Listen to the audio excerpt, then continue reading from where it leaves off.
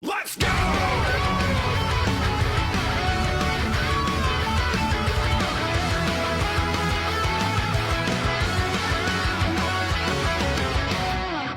What's up, dudes? Max here. So, yeah, over the past week, we got a ridiculous amount of news and information about Street Fighter 6. Also, personally got some hands-on time. I spent a lot of it, obviously, with Ken because it was, you know, easily one of the biggest surprises of last week. And also a little bit of time with some of the other characters, enough for at least a little bit of impressions and especially an idea of kind of like where the game's going, because we finally have more characters in the roster that are playable, that we have an idea of how they play, that aren't just Luke, Chun, Jamie, and Ryu. And it was getting a little rough to see those four characters over and over and over again, and it kind of felt like the game was essentially like kind of limited as a result of it. But that's just the thing, we're only exposed to so much, and now that we literally doubled the playable roster with what was available over the past week, things are starting to look pretty bright, and where Street Fighter 6 is going, that's kind of what I want to talk about. But first, let's talk about the characters and overall impressions of the other characters that aren't Ken, because I spent like 15 minutes talking and gushing about Ken and all the different versions he's had before and why I'm really looking forward to this one.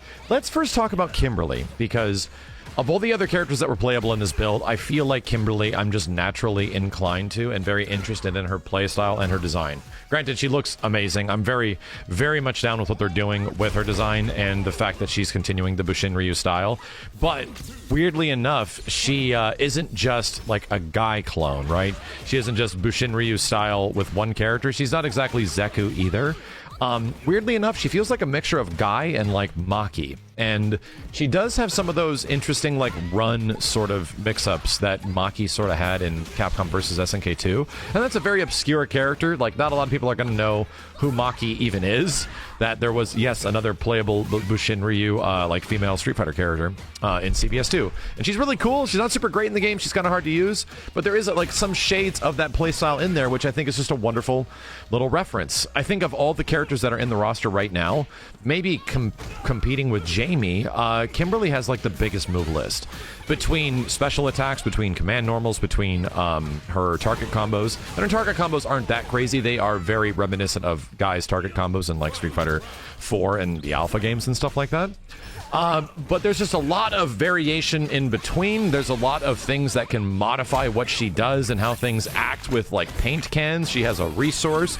She also gets like a buff that happens when her level 3 takes place that gives her attack and movement increases. Like, there's just so much juice on this character, and I think that's another thing that I can sort of echo throughout a lot of the roster, that if there's one concern from previous Street Fighter games, they were sort of like limiting what those characters could do at the start of Street Fighter V to sort of siphon in what makes the core of that character. And that is the complete polar opposite in Street Fighter 6. And we've already seen that with the Dalsum, Honda, and Blanca trailer, that, yeah, they're just giving these characters tools and abilities that they've never really had before. And Kimberly feels like, yeah, the most equipped crazy version of Bushin Ryu next to Zeku. And I think Zeku is a very cool character. That transformation thing is actually super awesome. And it's one of the characters that I think is one of the most fascinating and unique in Street Fighter V. So the nice part is that they're pretty much committing to like the Guy playstyle with Kimberly, and she is easily going to be probably the next character I play in the open beta and figure out how she plays and put a bit more time into her once that beta starts up. So very much interested. The other character that I played a little bit more than the last one is probably Guile.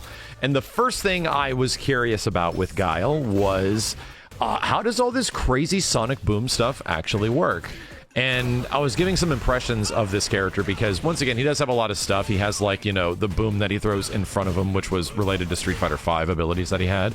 And that's a fireball motion. I think it was like fireball back punch. He doesn't even need to charge that. But he also gets new target combos that make it easier to technically combo into sonic booms or combo into flash kicks, which is a nice consideration. Guile has had target combos before, but it's just cool to see even more stuff now. Is this going to be the crazy, like, juiced combo-y Guile from Street Fighter V? It's kind of hard to say, and it's kind of hard to say where Guile's playstyle is going to eventually fit in a game that has a parry button. But we'll see over time. As of right now, those sonic booms and the perfect sonic booms, which is what I was the most curious about, are not that hard to do. So when I think it was the first 5 sonic booms I threw, he said perfect every single time, meaning I got the perfect Sonic Boom, the Just Frame version. And then I actively had to like think about doing the button input the slowest I possibly could, and then wow, there's the regular Sonic Boom. So funny enough, if you just do like a fast input for Sonic Boom and just press the attack button right after, you get the perfect input for it. But you kind of got to put a little bit more brain power into slowing it down in order to get the regular Sonic Boom. And as I was playing him a little bit, I started realizing, oh, that's intentional. They want you to potentially really keep in control which Sonic Boom you're going to throw out. I don't think you always want to get the perfect Sonic Boom with Guile, because Guile has some of the slowest projectiles in Street Fighter, right? His light Sonic Boom, you will want the slow version sometimes and not the perfect version. You know what I mean? So there's definitely going to be approach and situations in offense that Guile will set up for that you're going to have to distinctly get the execution of doing the perfect version or the slow version. And if you just get a little bit too, quick on the inputs, you might get the wrong one, or you might intentionally get the fast one when you wanted the slow one. So that's pretty fascinating. That was not what I was expecting. To me, when you saw that trailer, you were expecting Guile to throw Sonic Booms and you were going to get perfect, but you wanted the perfect one every single time. I don't think that's going to eventually be the case when people start playing this character. It felt very intentional that, oh yeah, maybe the slow one sets up for some crazy setups, or maybe the slow one sets up for even more combo opportunities because, you can just walk behind that shit. So I think Guile looks great. I'm really happy with his new design. I think in game these characters look absolutely amazing, and Guile's just this brick shithouse. He's easily the beefiest, craziest looking character in the whole game. But I would say he was the second most interesting and engaging, and the final one is Juri, only because I had put so little time into Juri in Street Fighter 4 and the very little bit of time I had in Street Fighter 5. But from what I could tell, they just tried to find a nice balance of what she had in 4 and 5 from, the basic gameplay that I'm showing on screen right now, which isn't even mine. It's been probably a mix between CPU and other people that were using Juri at the event.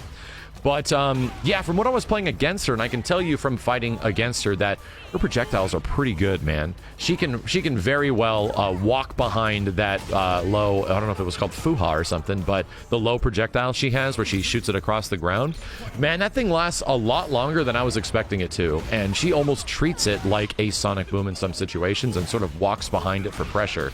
And you'd be like, oh, just parry it. That actually doesn't work very well. If you have a parry animation that has a bunch of recovery and you parry the slow fireball and they're walking behind it, that's a free throw setup, right? You're not going to be able to parry and then immediately attack after because you don't get the fancy perfect parry animation against projectiles.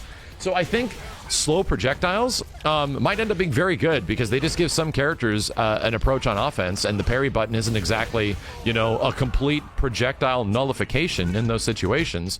They will, there will be moments where you'll have to make a choice. Is this a good time to make a parry? Is this a good time to project, to reflect a fireball, to parry a fireball? Is this a good opportunity to do any of that shit? Because the result is that you're put in a punish counter state, and punish counter states are the name of the game.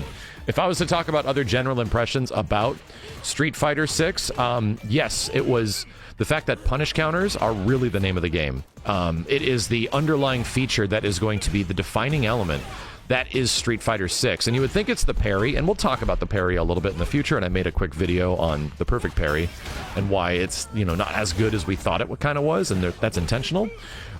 Punish counter really is unique because it does not act like a counter hit situation like you've seen in, Street Fighter 5 with crush counter and stuff like that. It does not directly act like a, preemptive attack counter. It is everything. Like, everything you do has a risk to it, technically. Every attack you throw out puts you at a disadvantage of punish counter. And what is punish counter essentially set up for? It's counter hit like situations where all your attacks, if they land, pretty much set up for unique combo opportunities. They set up for unique juggle situations. They set up for all of this stuff that is kind of like everything you do is crush counterable in a way, but you don't just get the big crush counter animation. You still get that sometimes from some big heavy attacks, but there's different types to it. Like every single thing you do when you punish somebody, from a light attack to a medium attack or any buttons or even any specials, is going to give you extra frame advantage and extra like unique stun states that will set up for some really cool confirms and some crazy combo opportunities and a lot of situations that we're not going to be familiar with immediately from like the open beta. There's going to be setups, there's going to be unique combos, there's going to be like green shit combos that you're going to be doing as a result of it that will be 100% like different, and we will figure out optimizations for that for quite some time, which is neat. That's kind of really exciting, is that, you know, there is this inherent risk reward to the whole game, but it is not a game that's like, you know, Street Fighter V, which was obviously a strike throw fighting game. Most Street Fighter games kind of are.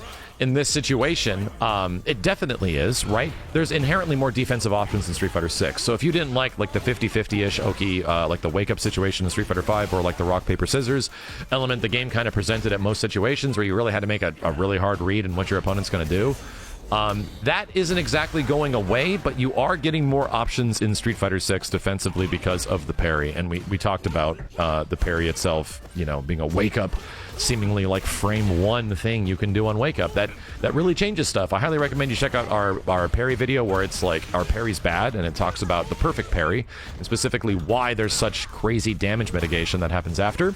But I think inherently parries are kind of weak, right?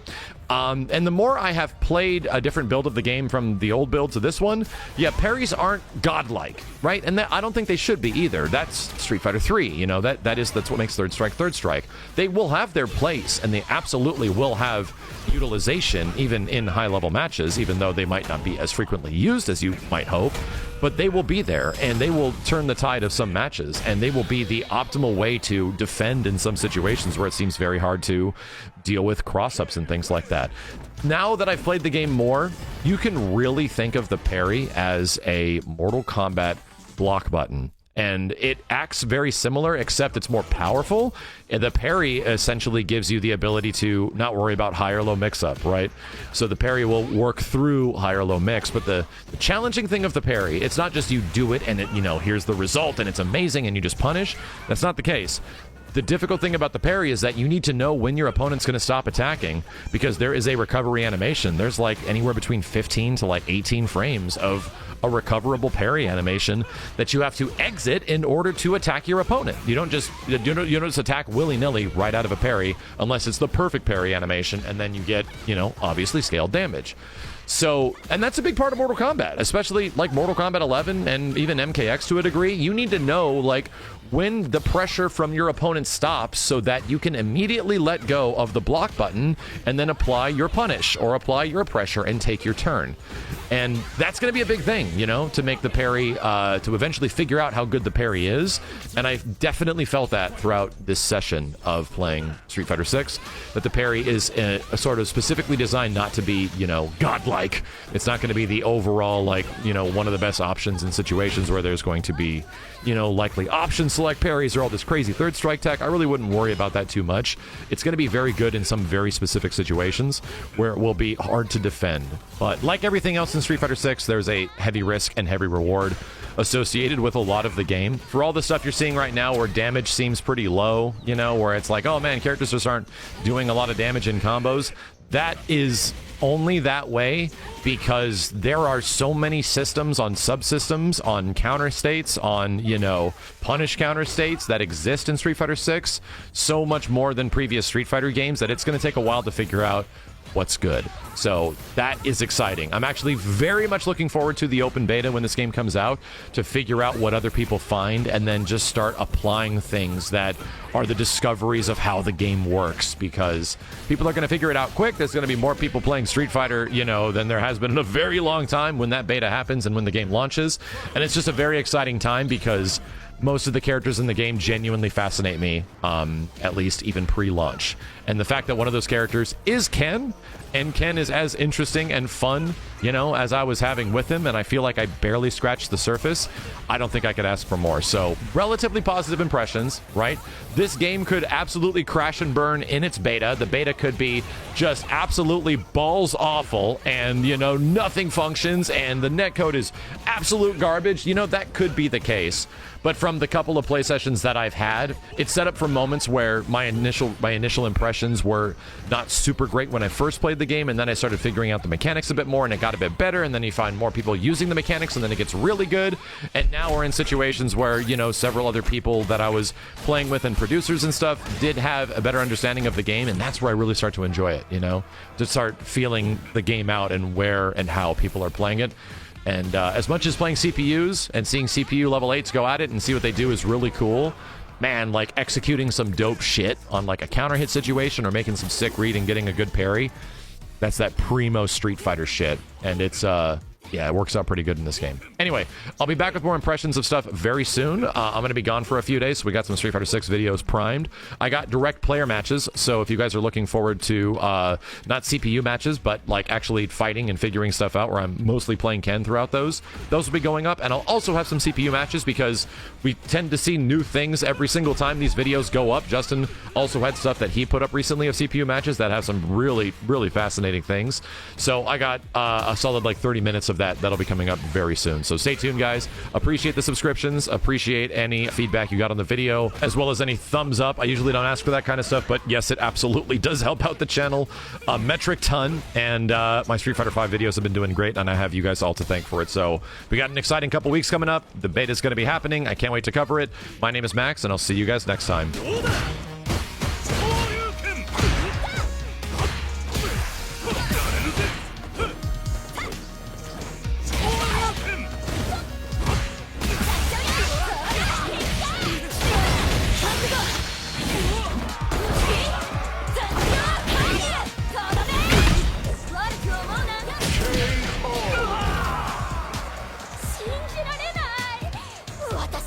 Round 2.